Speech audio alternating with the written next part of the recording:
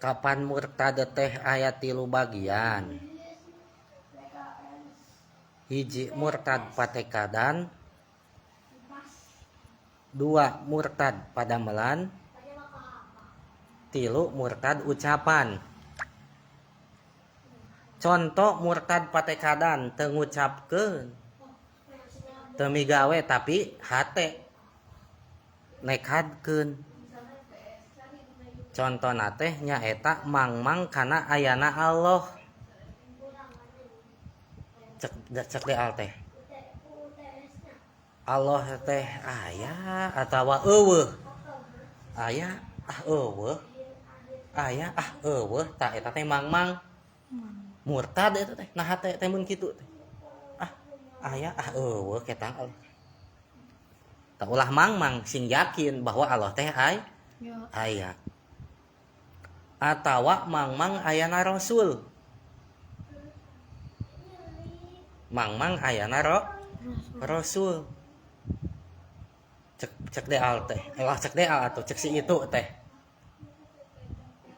Aya rasul teh. Eueuh ketang lah lain rasul Nabi Muhammad mah. Aya ketang. Eueuh ketang tah mangmang ulah sing yakin rasul teh aya. Sokomo Nabi Muhammad sallallahu alaihi wasallam sebagai utusan Allah. Atawa mangmang kana Al-Qur'an. Terang mamang kana Qur'an. Cek si itu teh. Qur'an teh dawuhan Allah atawa lain? Lain. Dawuhan Allah lain ketang. Tah mangmang. Atawa mangmang kana ayana poe kiamah. Poe kiamah teh bakal terjadi moal terjadi kiamat teh. Bakal kitu. Moal tah mangmang ulah. Matak murtad. Atawa mangmang kana ayana surga, ayana neraka, ayana ganjaran, siksaan jeung saterusna.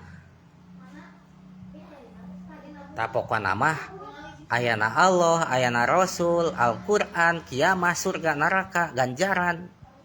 Sing yakin eta teh aya bener. Al-Qur'an dawuhan Allah.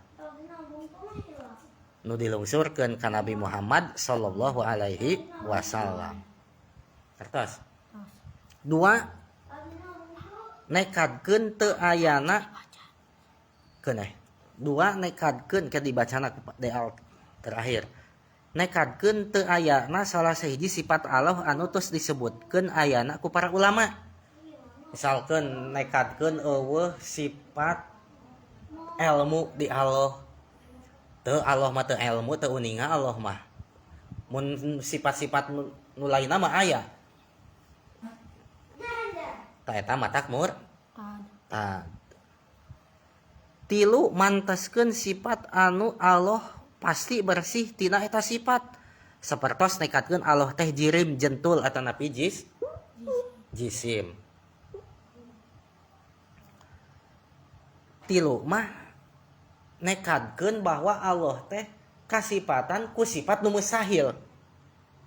Nya. Puguh mustahil di Allah teh sifat eta teh kalah ditekadkeun ayana. Seperti Allah teh aya leungeunan, seperti Allah teh ngajentul ka urang, tah nekadkeun kitu matak murtad. 4 ngahalalkeun perkara anu haram, anu tos rempug sareng tos dikanyahokeun dina agama kalawan jelas haramna, sapertos ngahalalkeun kana jinah, maling, ngagasab jeung sajabana. 4 nu matak murtad teh ngahalalkeun perkara nu geus diharamkeun.